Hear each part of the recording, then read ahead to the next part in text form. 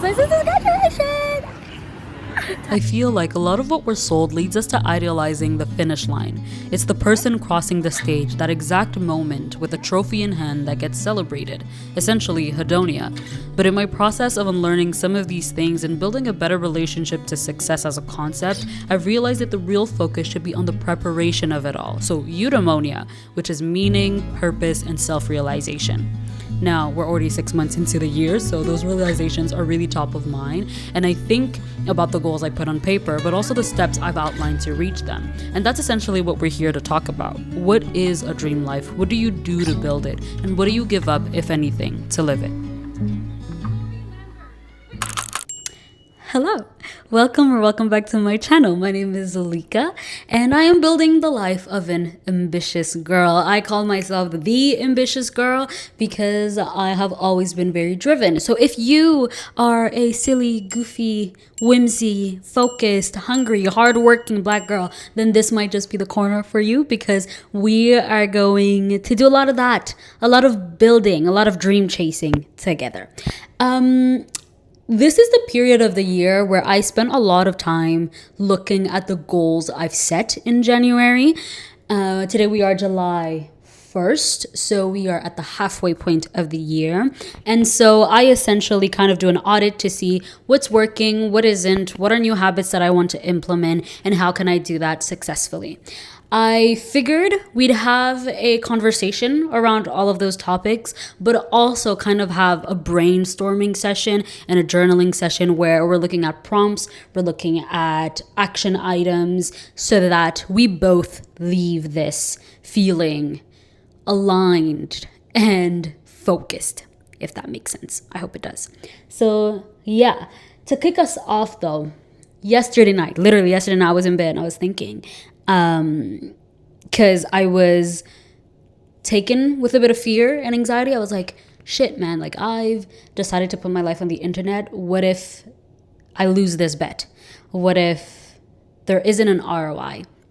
What happens if what I have in my head doesn't translate to real life? And that line of questioning led me to a deep conversation with myself that was rooted in this idea of the cost of dream chasing.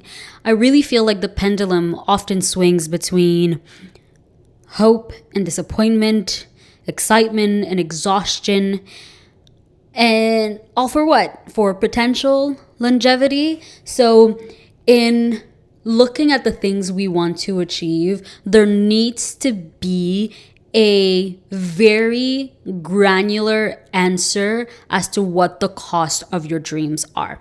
I wrote down some notes.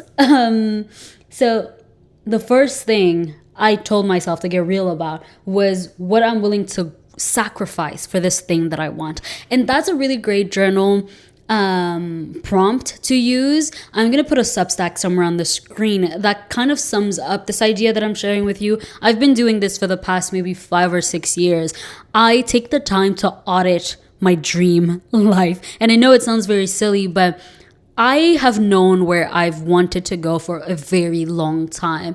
And one random day, I took like 2 hours journaling that out and fleshing it out to the minute details. And every year I look back at that script and I ask myself, is this still what you want? And what are you willing to give up for it? That is the bonus question you want to spend a lot of time on. And most importantly, is it too much to give? Like, is the sacrifice proportionate to the potential gain? I think that's very important too, because it'll outline what you value most. And also your level of desperation, because the girls be desperate.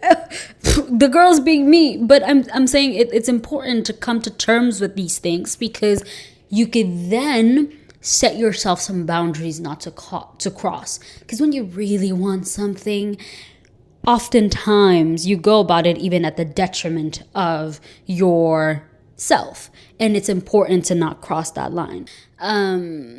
So I ask myself, will the return on investment be worth it?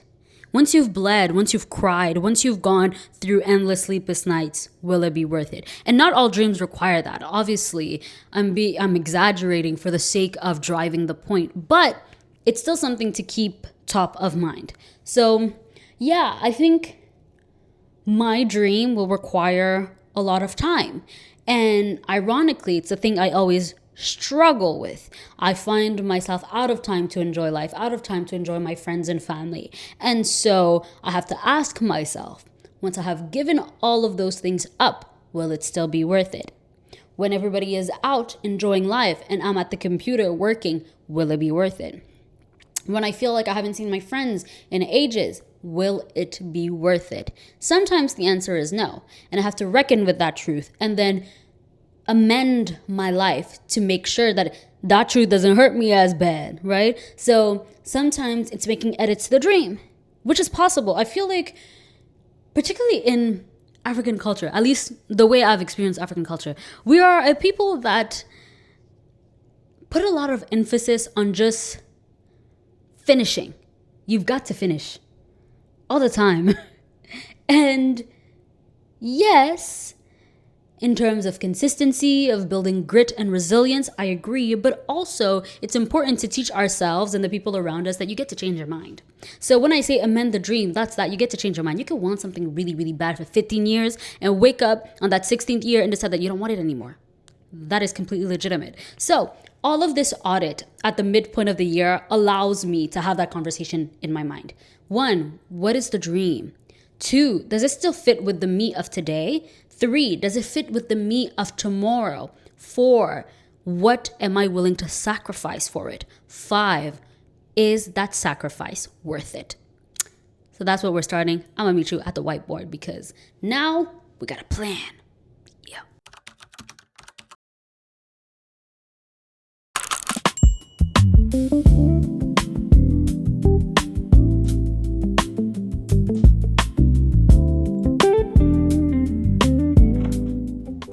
Hello, class is in session. I'm going to try to be concise because I tend to talk for ages. I did an initial whiteboard session and I felt like I wasn't necessarily getting into the nitty-gritty, so I had to come back and put my brain on the wall, quite literally. So this year, my buckets have been health, corporate, creative work, relationships, and personal development. Ahead of all of this, on top of all of this, is active because that's my word of the year. I am no longer okay with sitting and waiting. That's why in a lot of these things it's show up, asking, it's action words, action terms, because I need to start moving. The bottom line is my dreams require movement because movement builds momentum, momentum leads to progress, and progress allows for completion and success. And if that is the journey towards the dream, I've got to pour more into being active. I want to be an active community member. I want to be an active friend. I want to be an active content creator. I want to be an active marketing specialist. I want to be an active Zalika for my own self, for my own health. And so I've decided to embrace it as much as possible. This is the brainstorm. It is a lot of word vomit.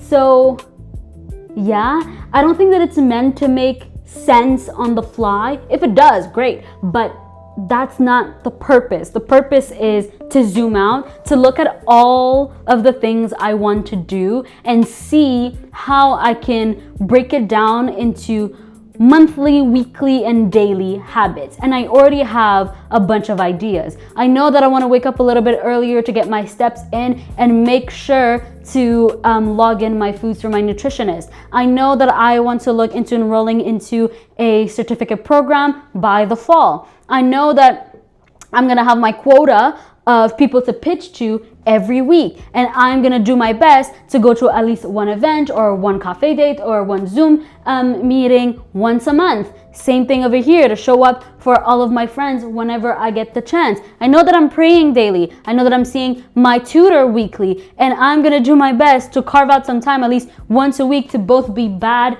and quiet at once. So that's that. What do you have going on? Anything good? Please share with me because I feel extremely exposed. This is very vulnerable work. If I can only inspire one person to sit down and put whatever's in your brain on paper, then I have done a good job. Yeah.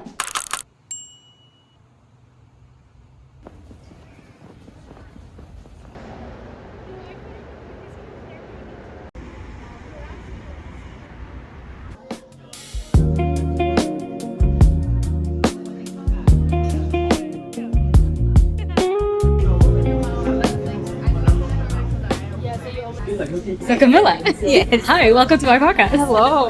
Thank you for having me. Thank you for having me. Do you feel like having your goals listed makes you more productive throughout the year? Do you feel like it keeps you on track? Oh, I don't want to use productive as a word. I don't want to put pressure on myself. So when I hear the word like productivity, Yeah. I don't like it. okay. Like I It like makes to you put think myself like out of- KPIs and stuff? Yes. Okay, That's no like KPIs. job. My mind goes to my job. Yeah. So, but I understand your point, and yes, I've been doing this forever. Yeah.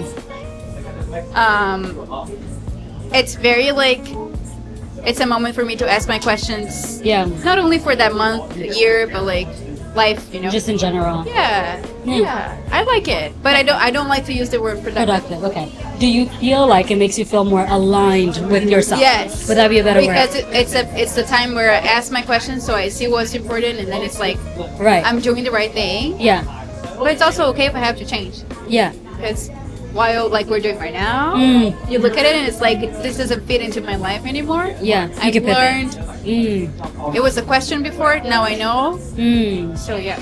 I like the way you phrase it into questions. I feel like I organize mine in terms of statements instead of questions. Like, I want to do this rather than can I do this? And I feel like your stance of having it being a question is important because it builds flexibility within your goal setting.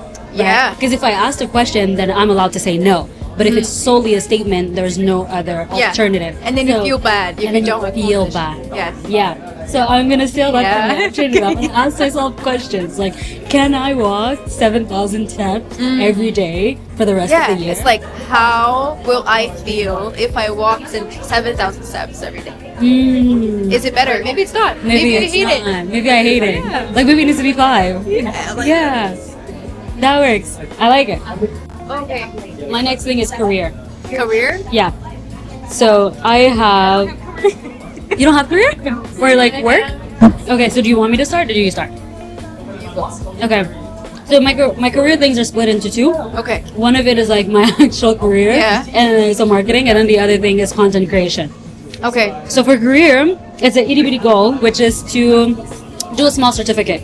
Because I've narrowed down that I want to go back for my MBA, like we talked about last time. The MBA. And when I was talking to my cousin, he was telling me that he finished his at the top of the year, and he did it at Boston University. He did it completely online, Okay. and it cost him about 24K.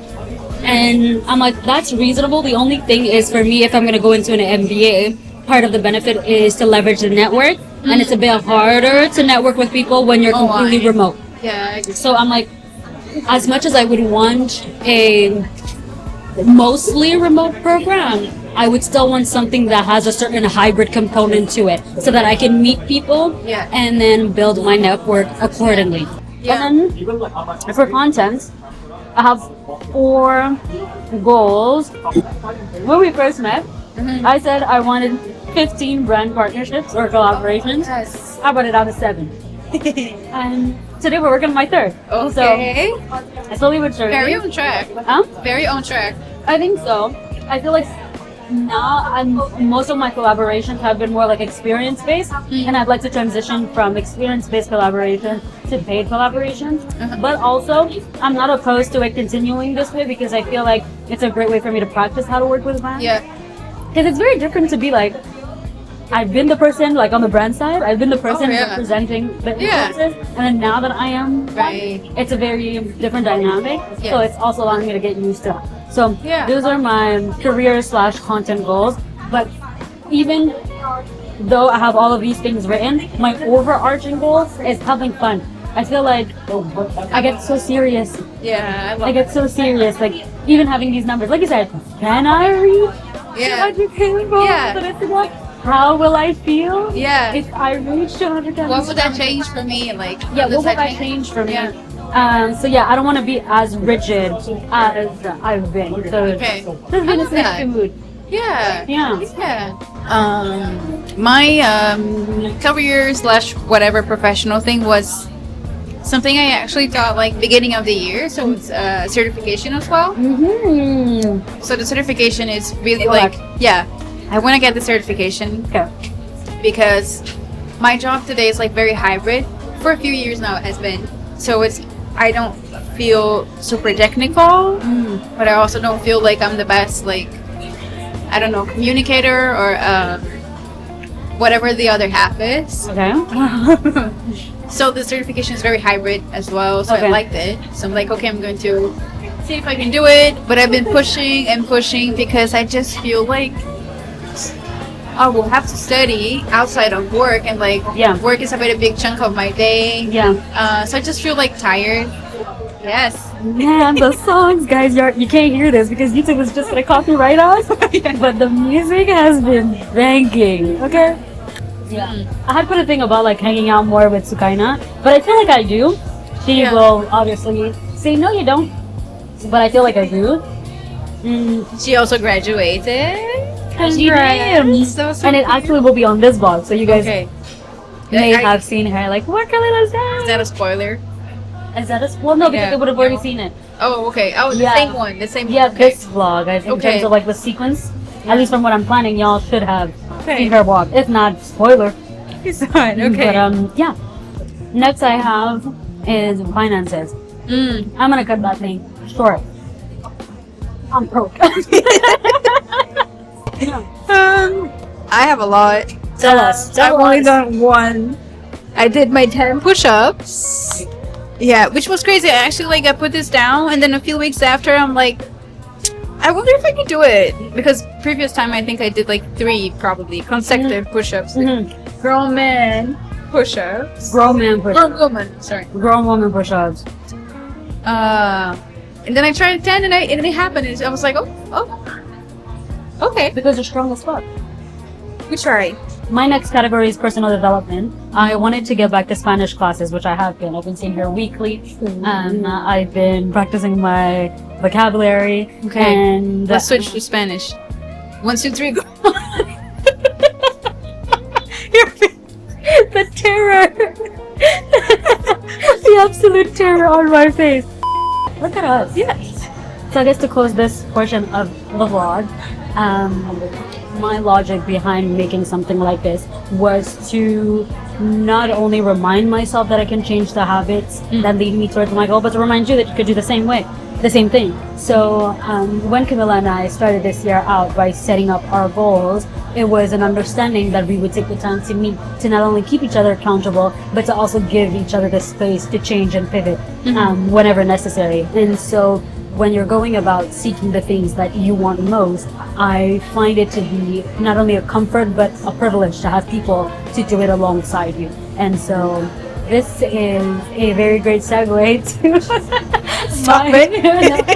my appreciation for Camilla, because I don't know that I would have been as nice to myself if I wasn't friends with people that were as nice to me as she is. So goals are important, and wanting to build a beautiful and ambitious life is important, but doing so with people that you love, that you care for, that you respect is equally as crucial.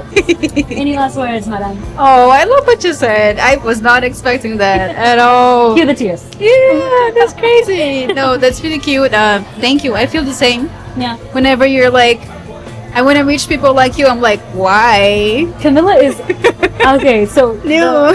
no. Camilla to me is the epitome of a well-rounded woman. God. And I don't say this because she's standing right here. Like, I always tell her, like, when I'm creating content, I make content for people that are like Camilla. Like, she is the epitome of the person I wish to speak to, because not only is she hardworking and dedicated, but she is so incredibly kind and she's so incredibly fun. And I think that when I'm looking to build a community online and in real life, these are the people that I want to be in community with. And it's a privilege. It really is a privilege. So the bottom line remains that at the crux of the life that I am dreaming of, there's people like Camilla, there's people like you. So, yeah. Oh my God.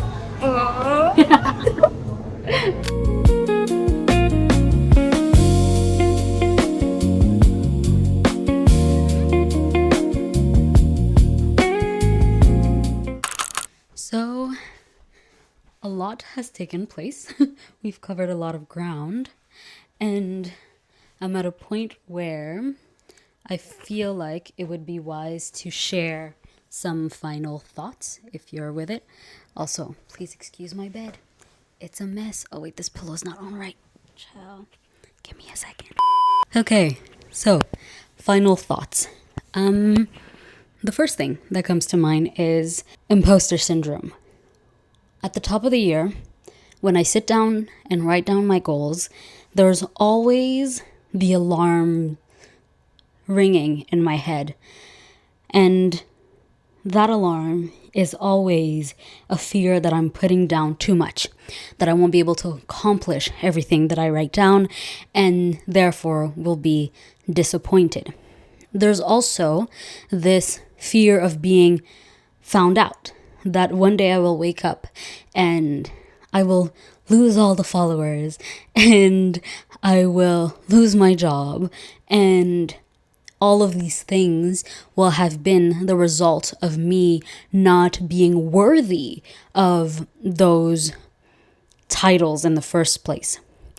And what has helped me overcome imposter syndrome has been this idea that I can do it again.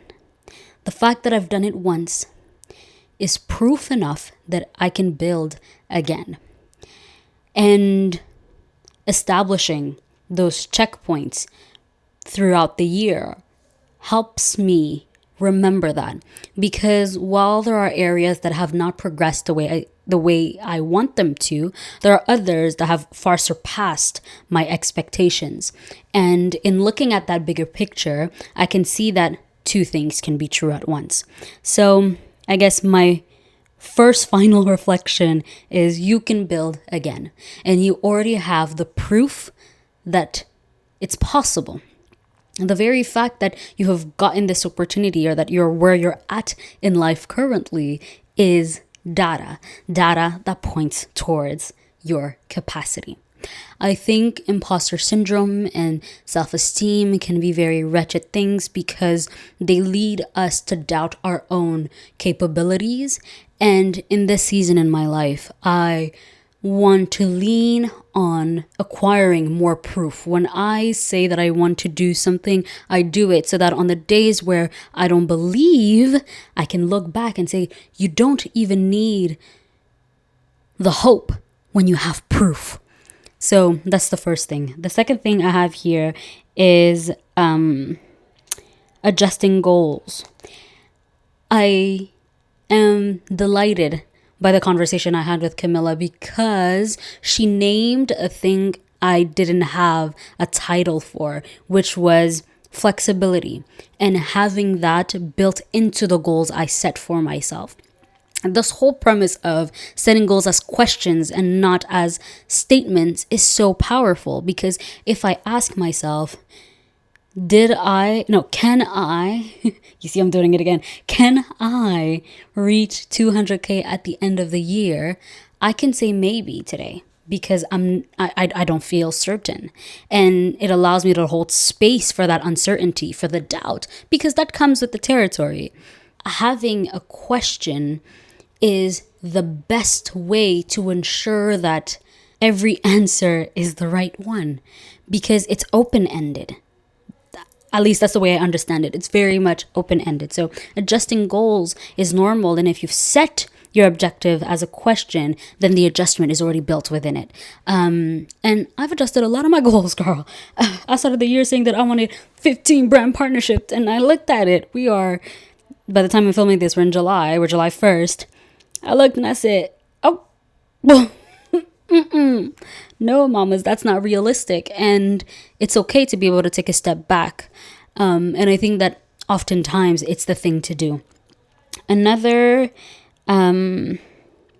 point that I have here is readjusting the perception of progress. Progress is not linear, and being able to debunk that in my brain has been pivotal and absolutely important. And why is there like a random fly? I'm sorry.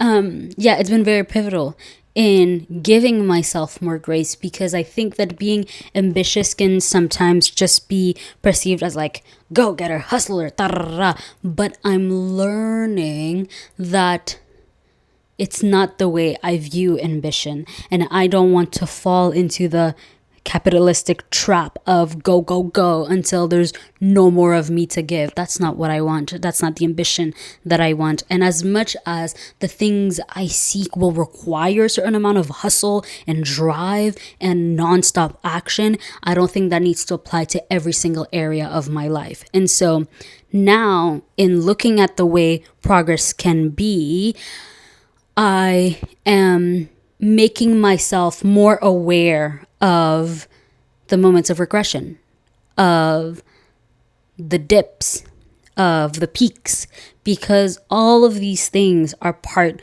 of the bigger picture. And I want to keep that at the forefront of my mind. And actually by saying that, it unlocked a thing in my brain.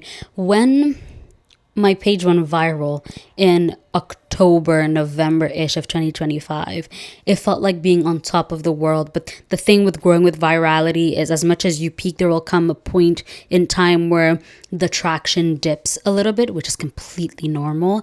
It's the way of the internet. But as much as I knew that rationally, particularly as a professional in the field, when it happened, it felt like a personal failing.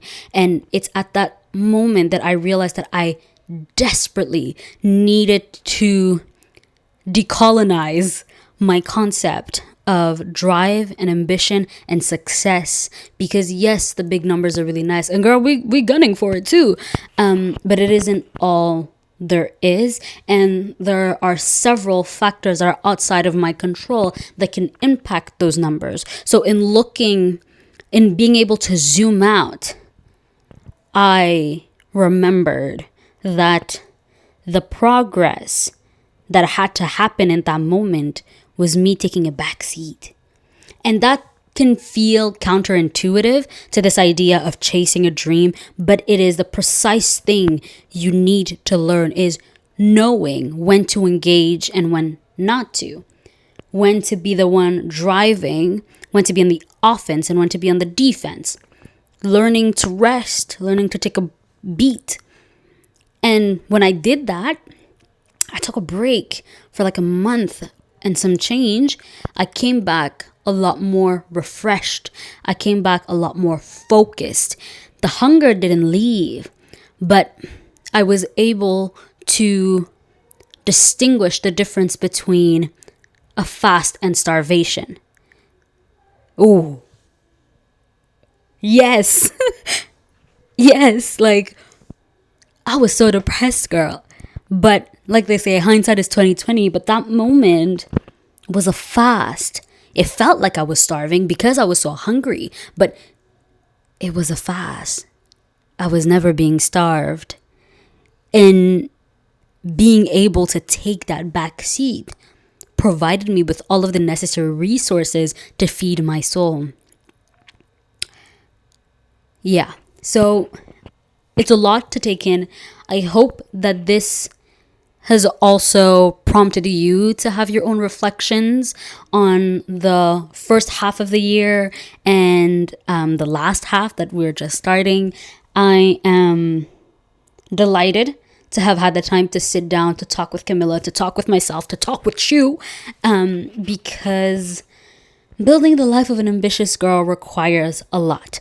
And having moments of stillness allow us to stay true to the things that matter most and to stay rooted in our whys. And my why will forever be community, inspiration, and art, creativity, because this is a creative outlet for me, even if it isn't painting glitter and pictures, which is also something I had to debunk. I had to come to terms with. So yeah, all of this to say, I hope you've had a fun time. I hope that all of the conversations you witnessed are going to assist you in your own process. And in the meantime, please take care of yourself. Yeah, nurture your dreams and do so with love and care. See you on the next one.